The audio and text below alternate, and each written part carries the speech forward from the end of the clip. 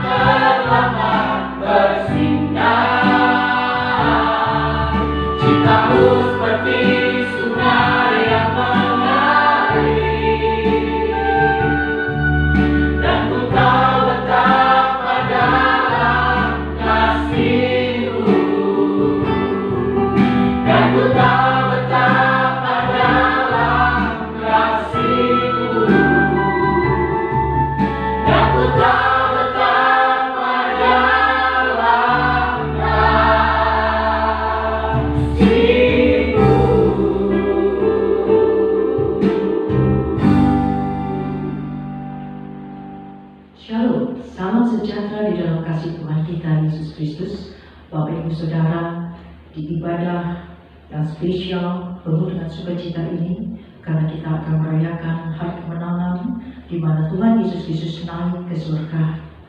Dan pada kesempatan ini saya Pastor Hendra Mutabat akan bersama-sama memaparkan kebenaran firman Tuhan dengan tema makna kenaikan Tuhan Yesus Kristus ke surga. Kita akan sama-sama mempelajari dari kitab Kisah Para Rasul 1 ayatnya yang ke-8 sampai dengan ayat yang ke-11. Namun sebelumnya mari kita meredahkan hati kita, meminta kuasa Roh Kudus untuk memimpin ibadah kita. Bapa, Engkau sungguh baik, Engkau dahsyat dan luar biasa. Kami sungguh bersyukur karena Engkau memberikan Yesus di dalam kehidupan kami, dan Engkau telah begitu rupa menjamin hidup kami sehingga kami boleh diberikan keselamatan oleh karena kasih-Mu yang besar. Terima kasih Bapa. Mari Roh Kudus penuhi kami dengan kasih dan kuasa-Mu sehingga kami dapat mengerti setiap kebenaran firman Tuhan yang akan kami dengar bersama.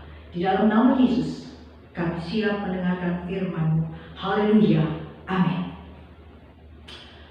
Bapak Ibu Saudara yang terkasih di dalam Tuhan Yesus Kristus, Yesus pernah datang ke dunia ini. Yesus pernah dicobai.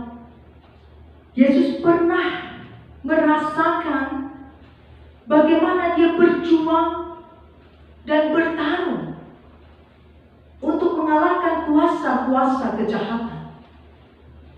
Iblis berusaha meremukkan dan menjatuhkan dia. Dia mati untuk menanggung dosa setiap manusia, baik saudara yang ada di rumah maupun saya dan kami sekalian, rekan-rekan pelayan Tuhan. Dia telah mengalahkan maut, dan dialah satu-satunya yang memperdamaikan hubungan saudara dengan Bapa di surga. Dia bangkit dari kematian, di mana kita mendapat jaminan untuk kita menerima kuasa kebangkitan itu dan menerima tubuh di dalam kemuliaan Tuhan. Namun tiba-tiba dia harus pergi meninggalkan saudara dan saya, meninggalkan dunia ini, meninggalkan para rasul dan para murid-muridnya.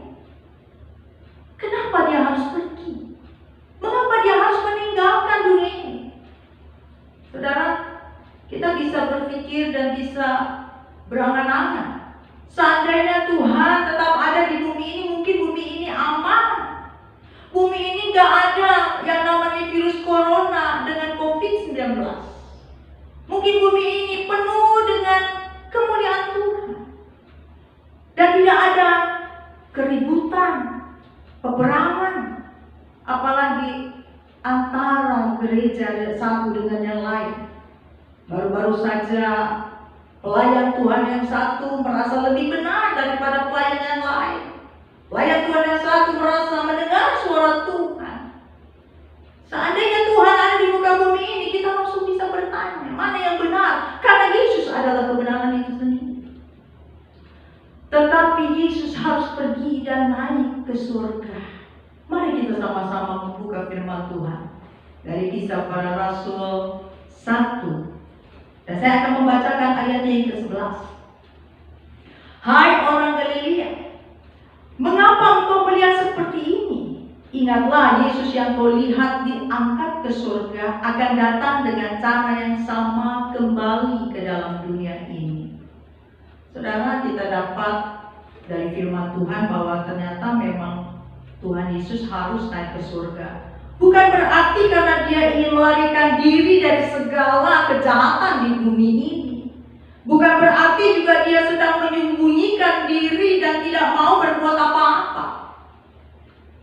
Tetapi tugas daripada Yesus jauh lebih besar, jauh lebih berkuasa dan dahsyat dari apa yang telah diprogramkan Bapa. Program yang sempurna. Karena Bapa kita bukan Bapa yang sembarangan tanpa program, tanpa segala sesuatu perencanaan yang matang. Dan kita bisa sama-sama tahu dari awal kita membahas Kisah Para Rasul, kita bisa membayangkan Petrus dan Yohanes itu senantiasa didampingi oleh Yesus sebelum Yesus naik ke surga. Dan tiba-tiba hari itu Yesus harus naik ke surga. Bagaimana Petrus dan Yohanes? Pasti dia merasakan kehilangan. Dia pasti kaget dan takut karena dia harus sekarang mempertanggungjawabkan apa yang dia ajarkan kepada umat. Apa yang harus dia katakan, dan dia harus menjadi teladan. Dia harus bertanggung jawab mengingat pesan-pesan Tuhan ketika Tuhan ada di dunia ini. Mungkin hari ini kalau Bapak Ibu dan rekan-rekan saya yang masih punya orang tua, punya mama, punya papa, sungguh berbahagia sesungguhnya. Tetapi seringkali ketika manusia itu ada bersama-sama kita sering melecehkan. Kita sering gak menganggap dia itu penting. Padahal mama sering mengajarkan kita, sering menasihati kita, papa juga sering memberitahu bagaimana cara kita hidup, bagaimana kita berbuat baik, bagaimana kita harus beretika, bagaimana kita harus menyambut budaya. Tapi kita seringkali merasa, saya jadi pintar. Tapi tiba-tiba mami nggak ada, orang tua nggak ada, kita kalah kabut. Kita sering merasa, kenapa saya dulu nggak memperhatikan apa yang dipesankan oleh mami? Kenapa saya dulu nggak mengingat apa yang dia katakan? Dan kita belajar mencoba mengingat kembali apa yang pernah dia katakan, dia ajarkan, dan dia berikan teladan bagi kita. Itu juga yang dirasakan oleh para rasul ketika itu. Dan kita tahu sekarang bahwa Bapa telah memberi tugas penting bagi Yesus. Maka ketika Yesus naik ke surga, itu merupakan awal tugas panggilannya untuk saudara dan saya, bukan buat Yesus. Yesus naik ke surga itu untuk kepentingan saudara dan saya. Ini hal yang luar biasa. Oleh karena itu, kita sungguh bersyukur di hari kenaikan Tuhan Yesus. Sekarang Tuhan Yesus naik di surga, dia duduk di sebelah kanan Bapa yang Maha Kasih. Sebelah kanan Bapa itu bukan menunjukkan satu lokasi atau area tertentu. Sehingga Bapa di sebelah kiri Yesus, Yesus ada di sebelah kanan Bapa. Lalu Roh Kudus di mana? Tetapi sesungguhnya arti dia duduk di sebelah kanan Bapa merupakan satu arti rohani yang begitu jauh lebih dalam. Yang pertama, arti Yesus ada di sebelah kanan Bapa adalah tempat yang menandakan bahwa Bapa sungguh menerima dia dengan sangat baik. Bapa sungguh senang dan mengasihi putra tunggalnya Yesus Kristus yang sungguh-sungguh taat dan tidak bercela. Yang kedua, Yesus ada di sebelah kanan. Artinya adalah Bapa menyediakan tempat bagi pemenang.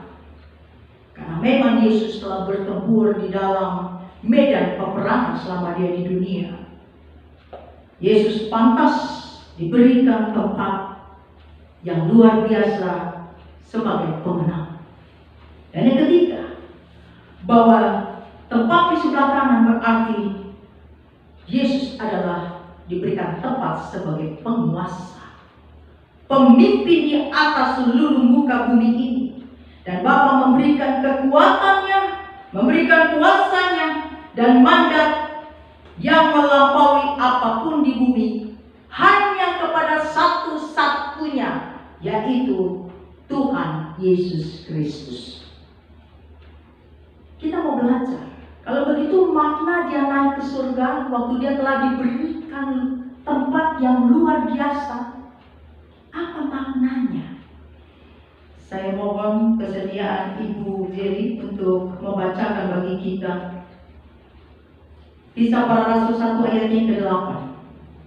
Tetapi kamu akan menerima kuasa kalau Roh Kudus turun atas kamu, dan kamu akan menjadi saksiku di Yerusalem dan di seluruh Yudea dan Samaria dan sampai ke ujung bumi. Luar biasa. Yang pertama, kita dapat bahwa Yesus naik ke surga untuk menjadi pemimpin. Dialah pemimpin kita, dia dari surga mengontrol kita, mengarahkan kita, dan dialah penguasa kita.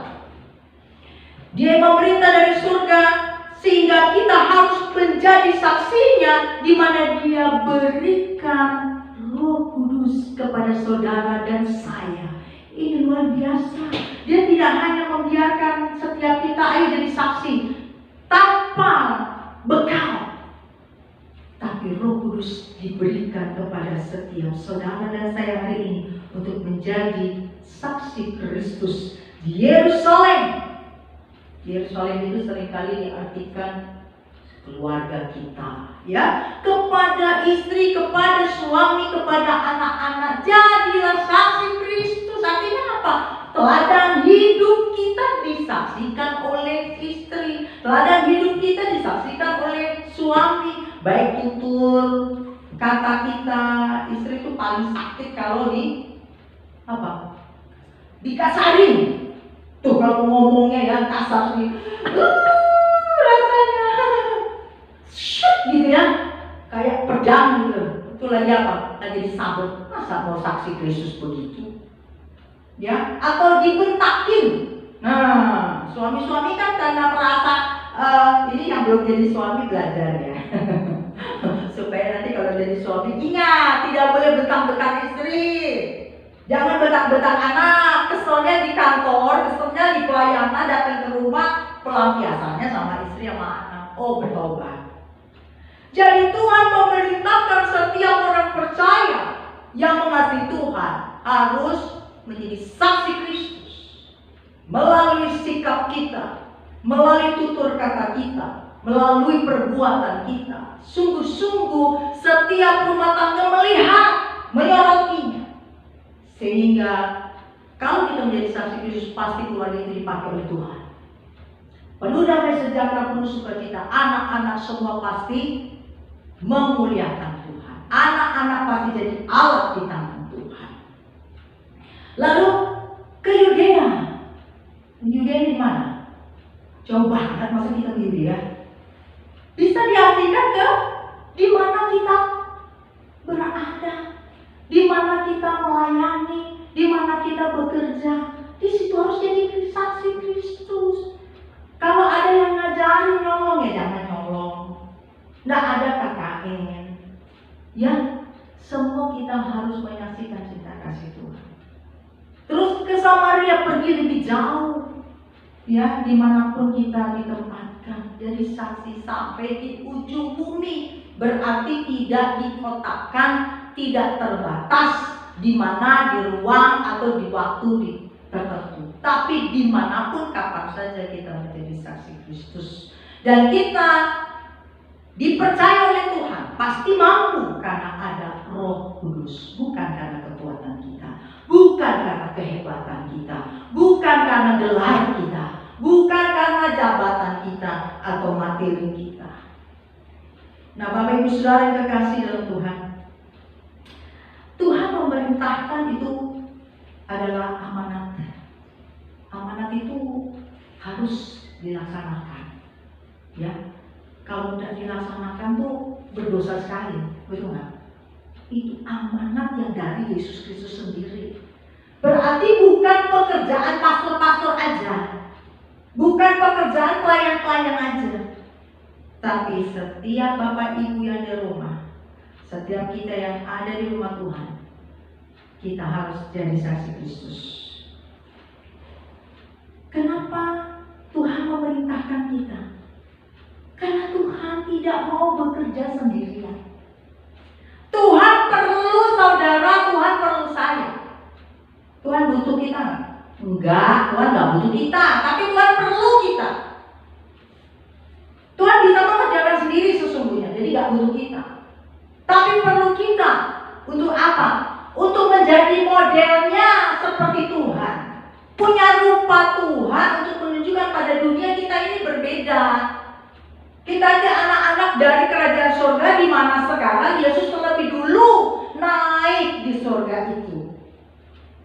Untuk apa? Untuk mengarahkan saya, memimpin hidup saya. Oleh karena itu, setiap kita yang mau merespon undangan Tuhan untuk mau dipakai oleh Tuhan sebagai alatnya menjadi saksi Kristus, Tuhan sudah berjanji kepada kita. Apa janjinya? Yohanes 14 ayat 12. Silakan baca. Aku berkata kepadamu, sesungguhnya barang siapa percaya kepadaku, ia akan melakukan juga pekerjaan-pekerjaan yang aku lakukan, bahkan pekerjaan-pekerjaan yang lebih besar daripada itu, sebab aku pergi kepada Bapa. Lihat, Tuhan mempercayakan kita bisa melakukan pekerjaan-pekerjaan yang jauh lebih besar. Artinya bukan jauh lebih hebat, saudara. Lebih besar dalam jumlah waktu, karena Yesus terbatas dia waktu itu melayani dan hidup hanya 33 tahun kurang lebih. Tetapi setiap kita, mungkin ada yang usianya bisa sampai 100. Kapanpun usia kita, Tuhan mau kita dipakai sebagai alat Tuhan. Tergantung sekarang bagaimana respon setiap kita, mau atau tidak. Karena Tuhan memang tidak kelihatan, dia sudah naik ke surga. Tapi ingat, dia yang mengarahkan kita, dia yang memimpin kita, dia yang membawa kita, dia yang memberi kuasa kepada kita melalui Roh Kudus-Nya. Oleh karena itu, saudara, kita diberi tugas, kita diberi mandat. Apa saja dan bagaimana kita bisa melakukan semua itu. Dan kenapa kita? Mari kita baca Kisah Rasul 3 ayatnya yang ke-21. Kristus itu harus tinggal di sorga sampai waktu pemulihan segala sesuatu, seperti yang difirmankan Bapa dengan perantaraan nabi-nabinya yang kudus di zaman dahulu. Bapak Ibu, Yesus harus tinggal di surga sampai pemulihan terjadi. Siapa yang bisa memulihkan dunia ini? Siapa yang bisa memulihkan dunia ini?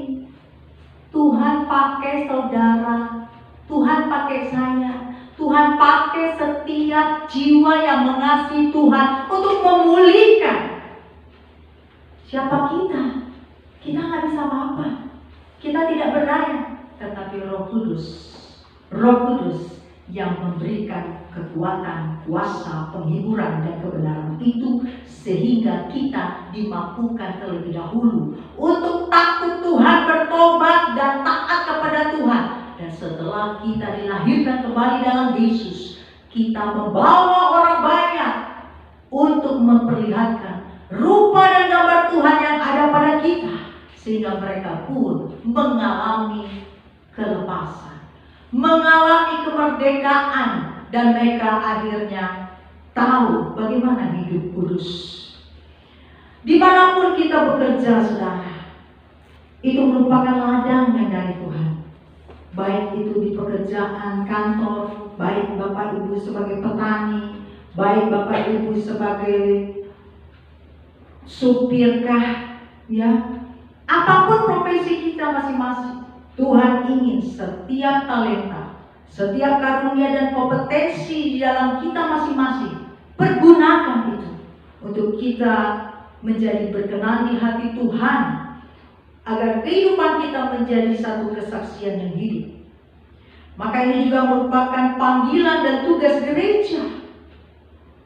Memang para rasul dan para nabi sudah tidak ada, tetapi gereja harus membawa umat untuk memiliki integritas sebagai pengikut Tuhan, untuk berani menyatakan kebenaran di tengah-tengah dunia yang jahat ini, dan tidak masuk ikut di dalam kejahatan yang sedang dikerjakan oleh dunia. Berani melalui sikap karakter hidup untuk semakin serupa dengan Yesus. Dan ini merupakan satu panggilan buat setiap kita. Maka kenaikan Kristus bukan hanya merupakan suatu catatan sejarah, tetapi juga suatu merupakan sungguh-sungguh amanat yang harus kita laksanakan, karena Yesus satu-satunya pemerintah yang agung. Hari ini tugas Kristus harus dikerjakan oleh saudara dan saya. Maka saya mengingatkan kembali di hari yang berkemenangan ini, di hari kenaikan Tuhan Yesus, saat kita beribadah, ada pertanyaan untuk setiap kita. Apakah saudara dan ada setiap rekan di sini sudah melaksanakan tugas yang diamanatkan oleh Kristus itu, untuk memberitakan siapa Yesus yang kita sembah, siapa Mesias itu yang menjadi juru selamat saudara dan saya? Apakah kita takut dan malu menyatakannya? Saudara, baru-baru saja, mungkin 2 minggu yang lalu, anak rohani saya bercerita, memberikan kesaksian bahwa temannya, orang tuanya mengalami kena paparan COVID-19, dan ketika ada di rumah sakit dia minta didoakan, tetapi anak rohani saya tak berani mendoakan secara menyebut nama Yesus, karena temannya bukan pengikut Yesus. Dia katakan dia takut kalau temannya akhirnya meninggalkan dia karena dia berdoa di dalam nama Yesus. Jadi dia katakan, oke deh, saya berdoa. Nanti saya berdoa waktu doa sendiri. Itu hati saya gemuruhnya luar biasa, seperti mau marah tapi sedih dan sungguh sakit. Lalu saya menegur dia, anakku, kenapa kau malu menyatakan Yesus sebagai Tuhan, sebagai pemimpin hidupmu, yang hari ini dia naik ke surga untuk engkau, yang hari ini dia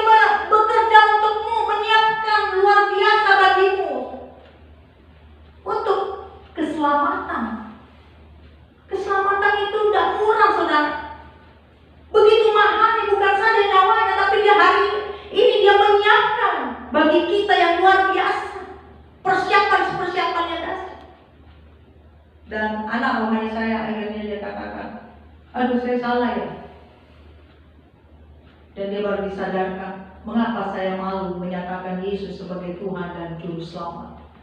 Satu-satunya keselamatan itu. Lalu minggu berikutnya, dia bercerita, di tengah minggu itu, temannya telepon dia. Lalu waktu telepon, dia katakan begini, boleh saya berdoa menurut keyakinan saya? Saya berdoa di dalam nama Yesus. Oh boleh. Dengan sukacita dia menerima.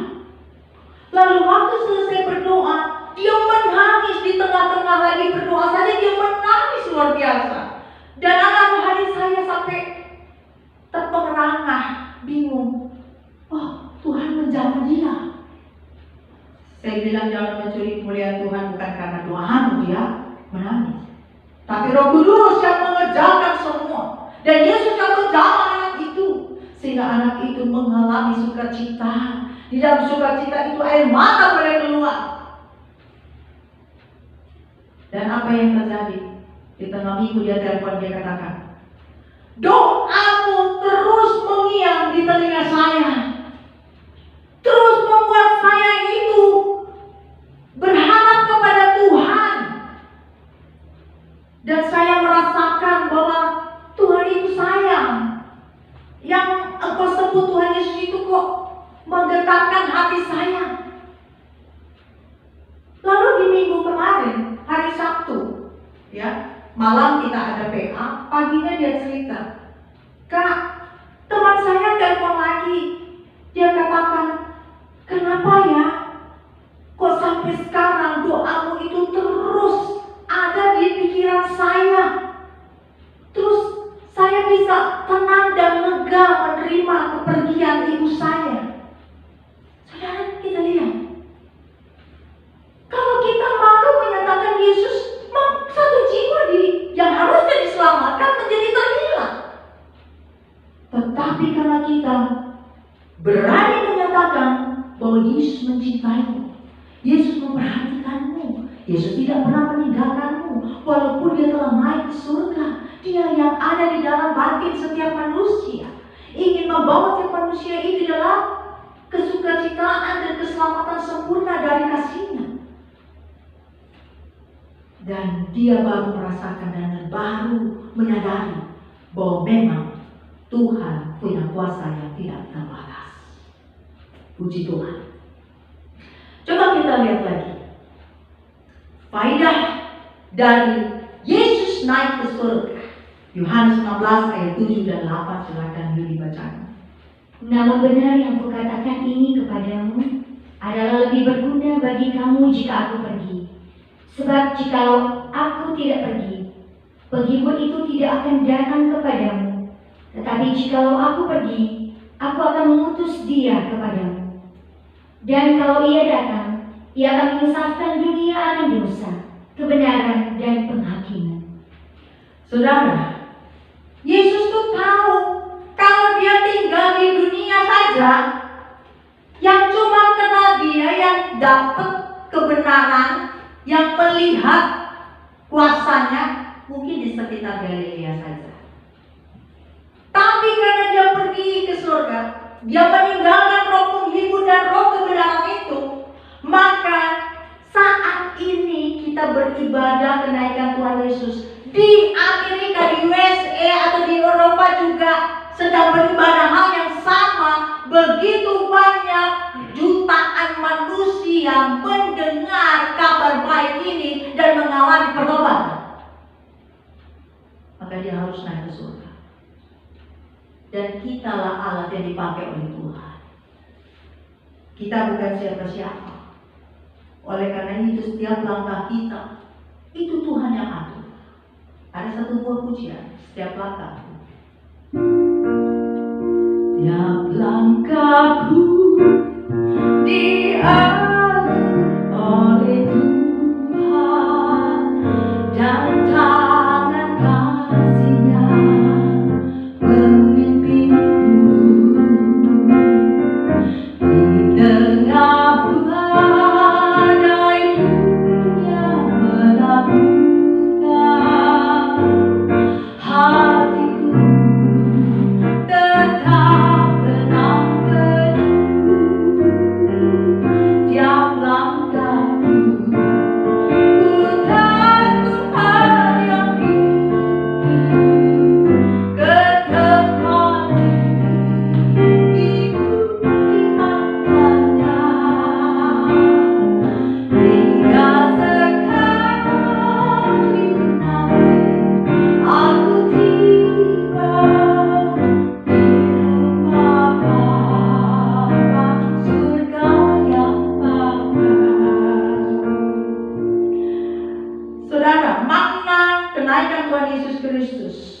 14 ayat 2. Mari silakan bacakan. Di rumah Bapakku banyak tempat tinggal. Jika tidak demikian, tentu aku mengatakannya kepadamu. Sebab aku pergi ke situ untuk menyediakan tempat bagimu. Saudara, luar biasa. Jadi Yesus yang duduk di sebelah kanan Bapa itu bukan berdiam diri. Dia menyiapkan rumah buat setiap kita. Rumahnya itu berbeda-beda. Kalau dengar ya kesaksian-kesaksian orang yang pernah katanya menikah, saya nggak tahu ya. Ini kan tidak bisa digeneralisasi karena rema itu untuk pribadi, tidak bisa digeneralisasi ya. Dia katakan bahwa rumahnya belum selesai, jadi dia harus kembali. Tapi dia katakan lagi, dia lihat, oh si pastor A rumahnya besar, indah. Saudara, saya membayangkan betapa Tuhan itu luar biasa ya. Dia memperhatikan sampai kita jangan kehilangan waktu kita nggak ada di dunia, terus kita kemana? Dia udah persiapkan dulu. Ketika kita dibangkitkan di dalam tubuh kemuliaan Tuhan, Tuhan siapkan rumah buat kita. Wow, siapa kita? Kok Tuhan yang menyiapkan? Tuhan yang begitu mulia, Dia yang pemerintah penguasa, justru Dia yang menyiapkan buat kita. Pernah sadar gak waktu Bapak Ibu lahir di dunia ini? Belum lahir, masih di perut, Mama Papa siapin tempat. Betul? Kalau rumah space-nya ada banyak, dia kasih ruangan sendiri, dipercantik, dindingnya dikasih wallpaper, gambar-gambar yang lucu-lucu, betul? Terus beli box bayi, pakaian, aduh apalagi kalau anak pertama. Biasanya kalau anak kedua yang bekas kakaknya saja.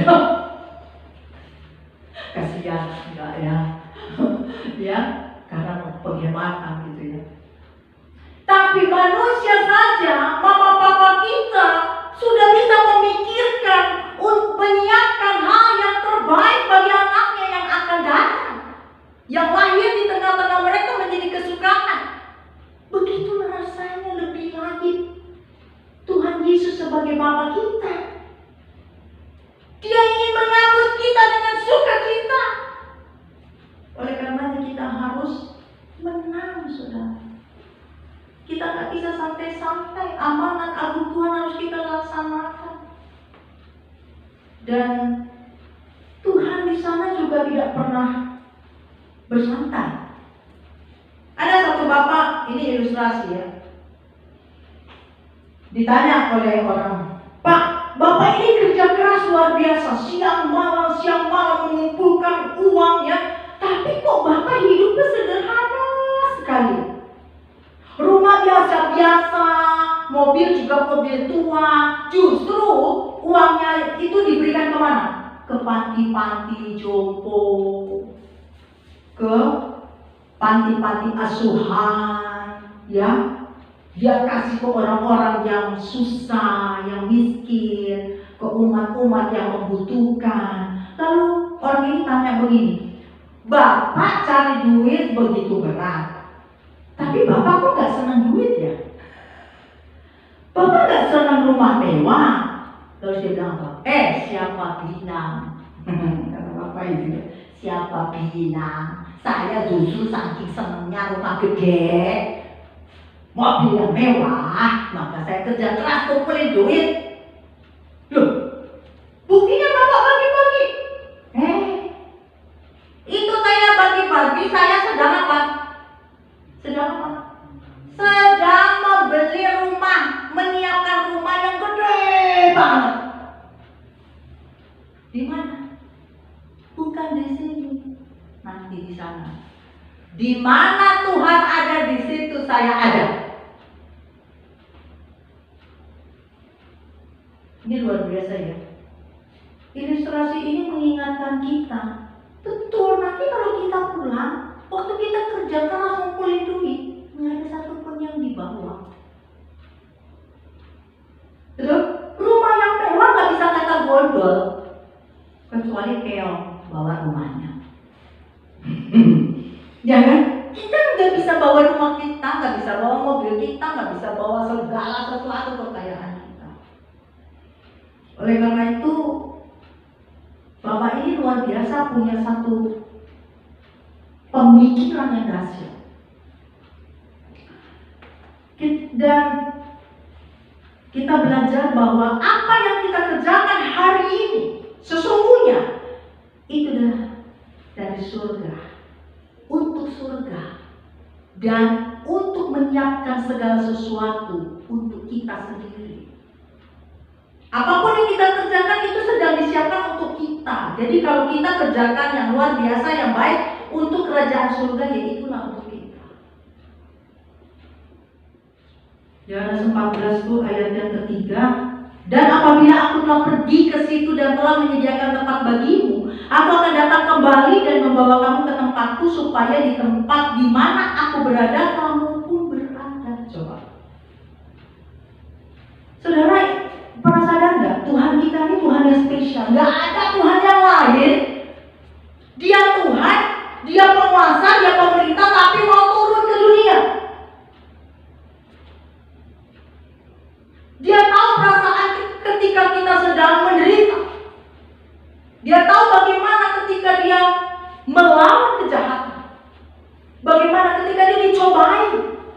Dan saya percaya setiap kita yang hidup di muka bumi ini pernah merasakan kesusahan, pernah merasakan penderitaan, tekanan, ancaman. Walaupun materimu sebanyak apapun, kau pernah mengalaminya. Dan itu pernah dialami oleh Yesus. Itulah satu-satunya Tuhan yang istimewa yang kita sembah hari ini. Nggak ada Tuhan yang lain punya twist seperti Yesus. Hanya Tuhan kita. Dia datang ke bumi. Dia tidak mempertahankan kesanaannya dengan Tuhan sebagai Tuhan, tapi dia mengosongkan diri menjadi seperti kita, seorang pelayan. Di mana dia mau melayani kita. Dia mengajarkan kita yang baik, memberi teladan kepada kita. Dan setelah dirasa cukup, ini yang luar biasa lagi, saudara. Dia menunjukkan kasih-Nya. Dia mau datang dan menjemput kita. Dia datang menjemput kita. Dia udah pergi naik ke surga.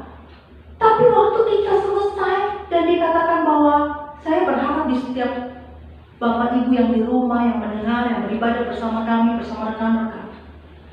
Saya berharap Tuhan berkata, engkaulah anak yang kukasihi dan kepadamu aku berkenan. Sehingga waktu dia menjemput kita, senyuman yang luar biasa, itu membawa kita sukacita di dalam Dia. Dan kita tidak pernah menyesali akan apa yang kita kerjakan untuk Tuhan selama di muka bumi. Waktu dia menjemput kita, dia ada di sebelah kanan Bapa. Boleh baca Ibrani 9 ayat 27-28. Dan sama seperti manusia ditetapkan untuk mati hanya satu kali saja, dan sesudah itu dihakimi, demikian pula Kristus hanya satu kali saja mengorbankan dirinya untuk menanggung dosa banyak orang. Sesudah itu ia akan menyatakan dirinya sekali lagi tanpa menanggung dosa untuk menganugerahkan keselamatan kepada mereka yang menantikan Dia. Ya, dia pergi sebagai imam besar yang agung. Kalau kita baca di Ibrani 7, imam besar itu ketika umat datang meminta ampun kepada Tuhan, dia membakar korban bakaran untuk meminta ampun atas segala dosa yang telah dilakukan umatnya. Tetapi Yesus Kristus mati satu kali. Dia mengorbankan dirinya, bukan lagi binatang, tapi dirinya untuk dosa saudara dan saya. Dan dia memberikan keselamatan buat kita yang percaya kepadanya. Ini luar biasa. Saya waktu mempersiapkan ini saya nangis sendiri, saudara. Saya pikir Tuhan ini mengasihi luar biasa ya. Dia pergi itu gak tenang-tenang, bersiaplah buat saudara dan saya. Dia berdoa supaya saudara ini menang, jangan serong dan segala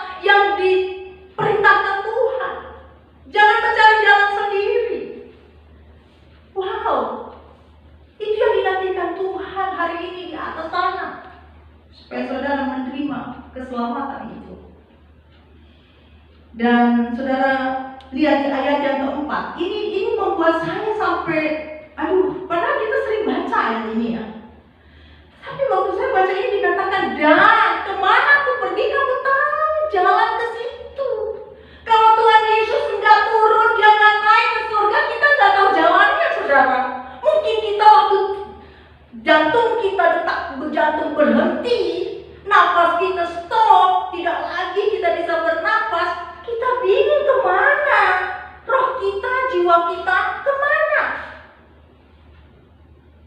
Tapi Yesus katakan, kamu tahu jalannya. Dia yang menjemput, dia tunjukkan jalannya. Saudara, siapa saya? Siapa saudara yang penuh dengan dosa?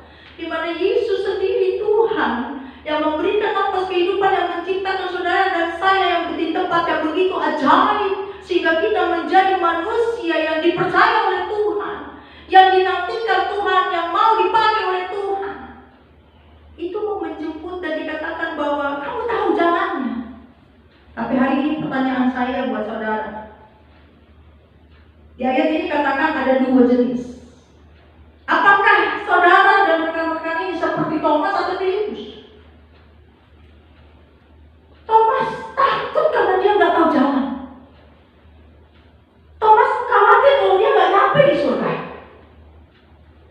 Thomas ini sikap orang Yahudi ya, tidak mudah percaya. Kalau tidak ada bukti, nggak percaya. Jadi dia bertanya, loh kalau kamu pergi gimana saya? Gimana saya bisa nyampe situ? Pertanyaannya, apakah saudara seperti Thomas yang nggak percaya bahwa Yesus itu bukan saja cerita kosong dia naik ke surga, betul-betul histori menceritakannya dengan saksi-saksi yang hidup, melihat bahwa Yesus naik ke surga. Dan ketika nanti dia akan datang, semua mata melihat dia sebagai hakim yang adil, Tuhan yang harus disembah, di mana lidah mengaku bahwa dia adalah Yesus, Tuhan dan Juru Selamat. Dan setiap lutut bertelut di bawah kakinya, menyembah dia. Saudara, maka Filipus aneh. Dia sudah sekian lama bersama-sama Yesus tapi nggak kenal Yesus siapa. Sampai Yesus tak bilang begini, telah sekian lama aku bersama-sama kamu Filipus, namun kau tidak mengenal aku. Kemana kamu? Saya berharap Bapak Ibu Saudara di rumah maupun setiap rekan-rekan Tuhan yang ada di gereja Tuhan tidak seperti Thomas maupun Filipus. Oleh karena itu, hari ini kejarlah Tuhan, kenali Dia, percayakan hidupmu kepadanya, karena Dia adalah jaminan keselamatan itu, di mana Dia sedang menyiapkan rumah yang indah buat setiap kita. Dia sedang mengukirnya, Dia sedang membangunnya sesuai dengan tanggung jawab hari ini. Apa yang kita kerjakan sebagai amanat yang telah diberikan oleh Tuhan, apakah kita lakukan atau tidak? Dan kita lihat saudara,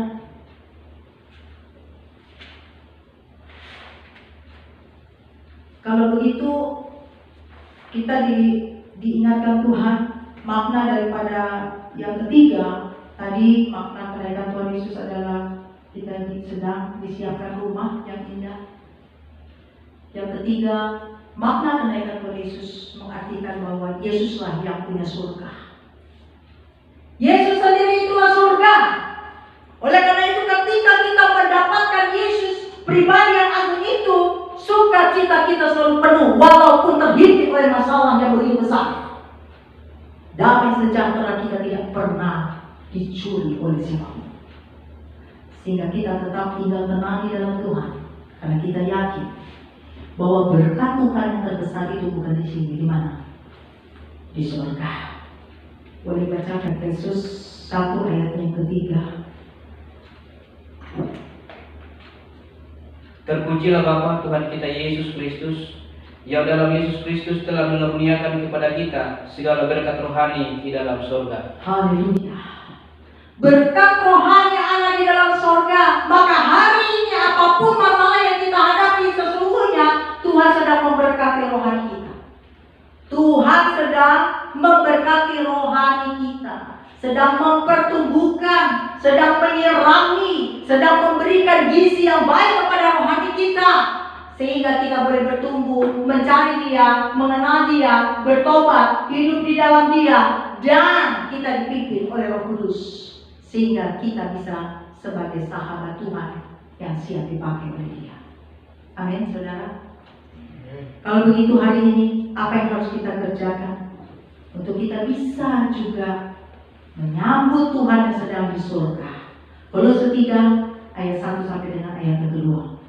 Karena itu, kalau kamu dibangkitkan bersama dengan Kristus, carilah perkara yang di atas, di mana Kristus ada, duduk di sebelah kanan Bapa. Pikirkanlah perkara yang di atas, bukan yang di bumi. Pikirkanlah perkara yang di atas. Yang pertama, cari perkara yang di atas, jangan di dunia. Kita sering lupa, kita cari perkara yang di dunia lebih besar daripada perkara di atas. Oleh karena itu, sewaktu kita mengalami ini, maka krisis ini merupakan menjadi satu momok yang menakutkan bagi setiap pengusaha. Dan kenapa Tuhan tidak menyetopnya? Mungkin hari-hari ini orang datang bermohon kepada Tuhan meminta stop COVID-19. Tapi kalau begitu cepat, orang tidak juga cepat bertobat.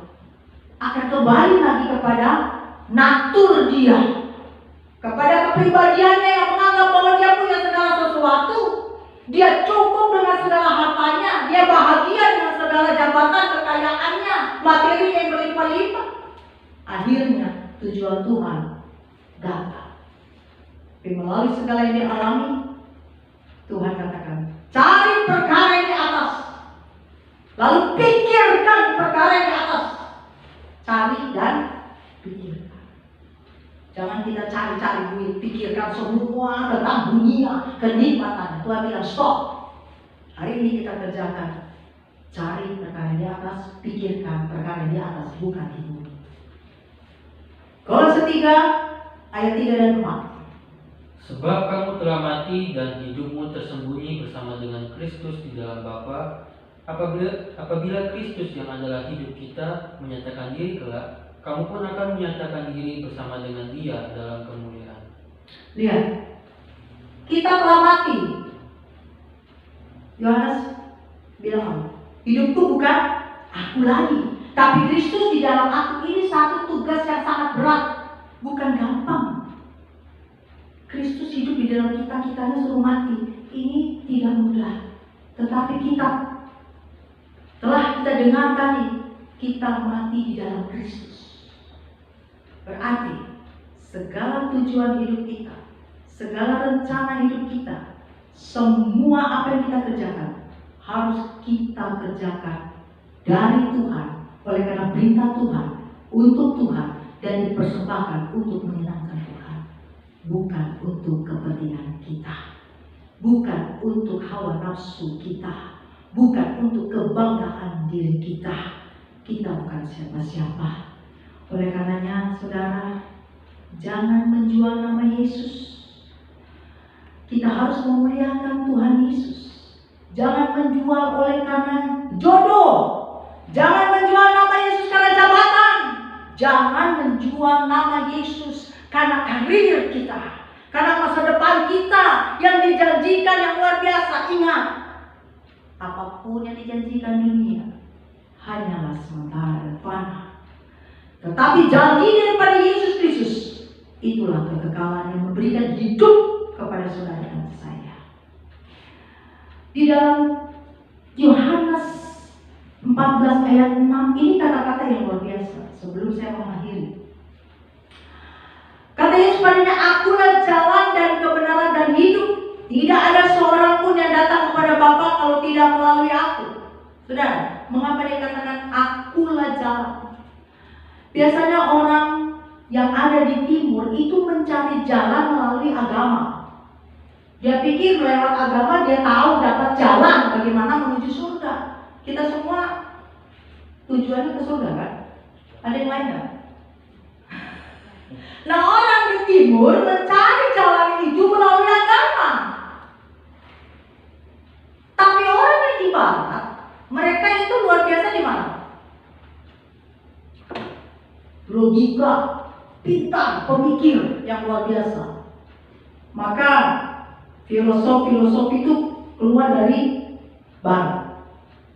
Ya.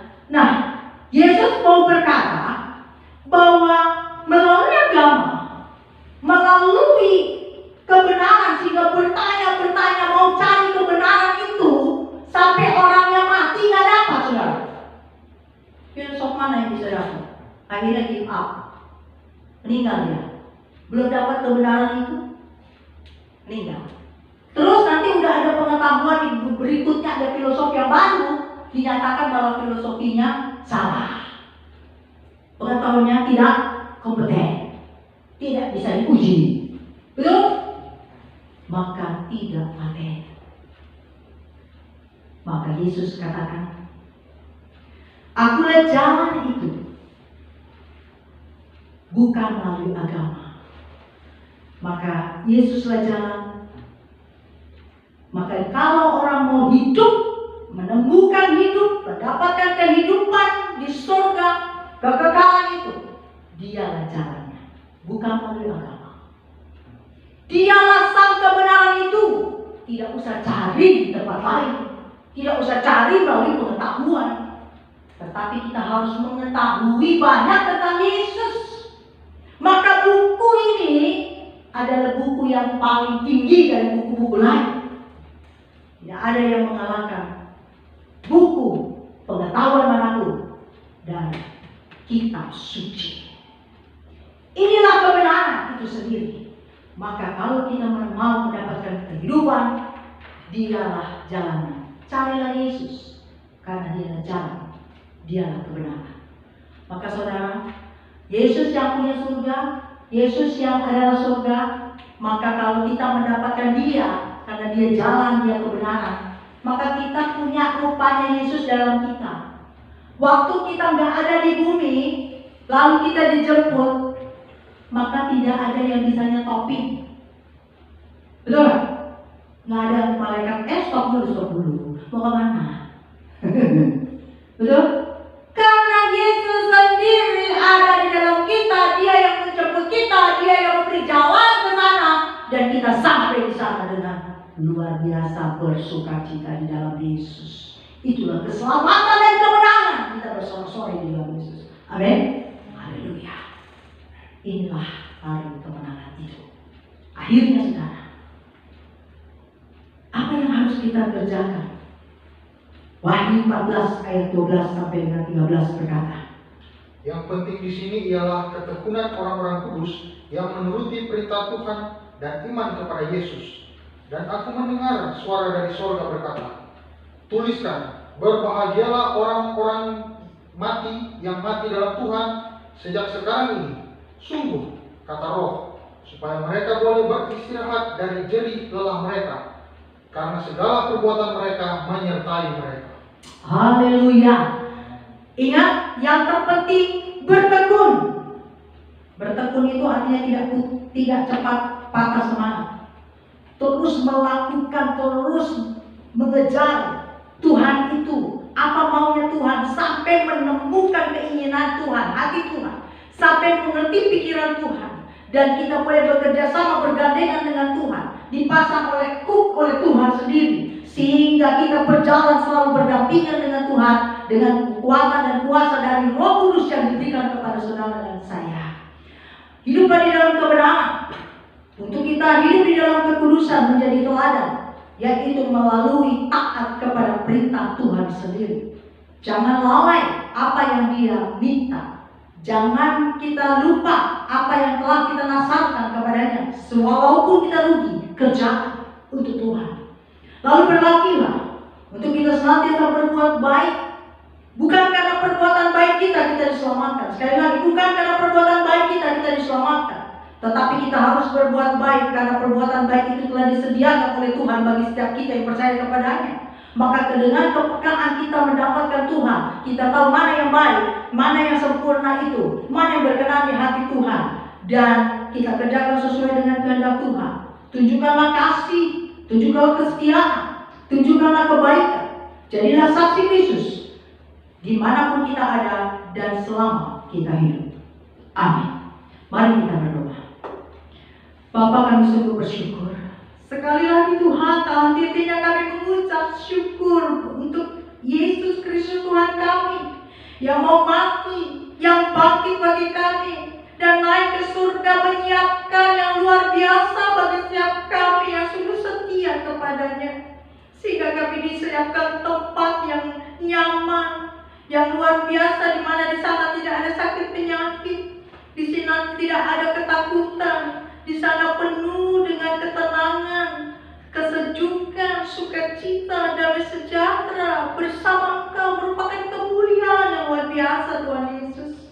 Seperti Kau dimuliakan Bapa duduk di sebelah kanan, biarlah kami pun masing-masing berlomba untuk menerima kemuliaan itu, sehingga kami tetap setia, beriman kepadamu, taat kepadamu, dan kami Tuhan menjadi saksi-saksi Kristus sebagai alat di tangan Tuhan. Terima kasih, mampukan kami. Mari Roh Kudus, biarlah Kau terus berkarya di dalam kami, memimpin kami, sehingga kami mau tunduk taat kepadamu, berjalan beriringan denganmu, sampai akhirnya kami dijemput oleh Tuhan ketika selesai tugas kami di muka bumi ini. Terima kasih Tuhan, kami sambut kemenangan yang luar biasa ini hari ini di dalam hidup kami, dalam hidup keluarga kami. Dan Bapa, kami mengucap syukur buat anugerah kesehatan, pemeliharaan Tuhan yang nyata bagi setiap kami dan bagi umat Tuhan yang ada di rumah. Tuhan lindungi kami, tutup bungkus dengan darah Yesus Kristus, menjauhkan kami dari virus corona COVID-19. Tuhan menyembunyikan kami di bawah kepak sayap-Mu, dan Kau mengutus para malaikat Mikael berperang siang dan malam untuk menghancurkan segala kubu-kubu pertahanan musuh-musuh di hadapan kami, dan kubu-kubu yang datang daripada-Mu yang terus Tuhan dibangun di dalam kami, agar kami ada di dalam kuasa dan kehendak Tuhan.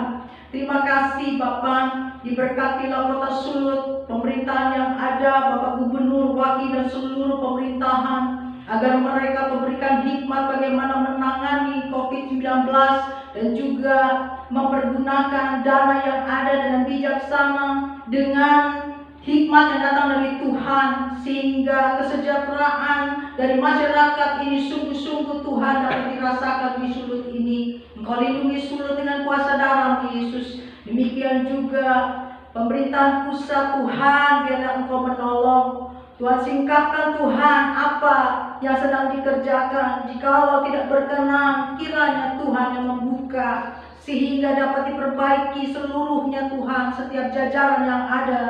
Dengan kami memberkati Bapak Presiden Jokowi, Tuhan berikan kekuatan, kesehatan. Seringkali dia juga mengalami kekecewaan atas rakyat yang dibimbingnya karena tidak taat. Ampuni Tuhan, ampuni rakyat Indonesia ini.